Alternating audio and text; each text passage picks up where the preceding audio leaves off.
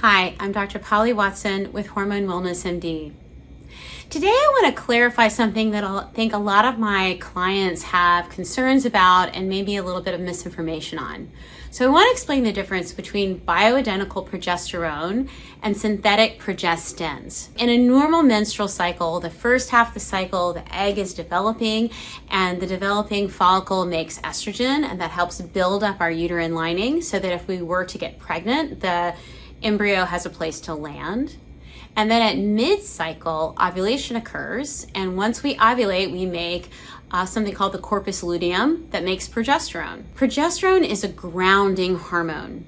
It is metabolized to something called GABA, which is an inhibitory neurotransmitter. So it can help with lowering anxiety, it can help improve sleep. So progesterone is grounding. So oftentimes in my practice, I'll recommend supplementing bioidentical progesterone in the perimenopausal time when ovulation is less robust, that progesterone level falls. Many women will come in with a lot of irregular bleeding, an estrogen-progesterone imbalance.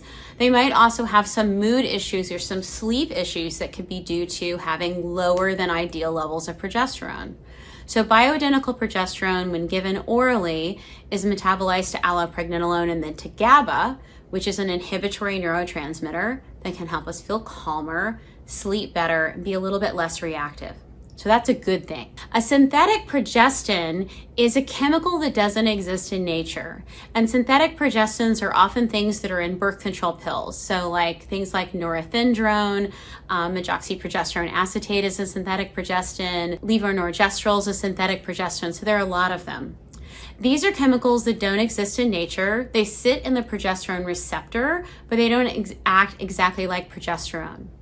Some women who take synthetic progestins will have exacerbation of mood problems. So they may have worse anxiety, they may have worse depression or depressive mood symptoms.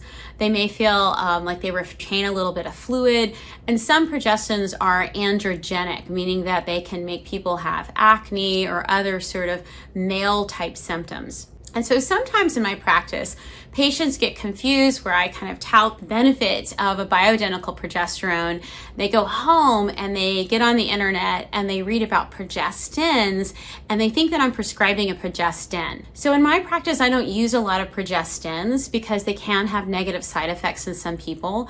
And I don't think they're as safe in terms of long-term breast health than bioidentical progesterone.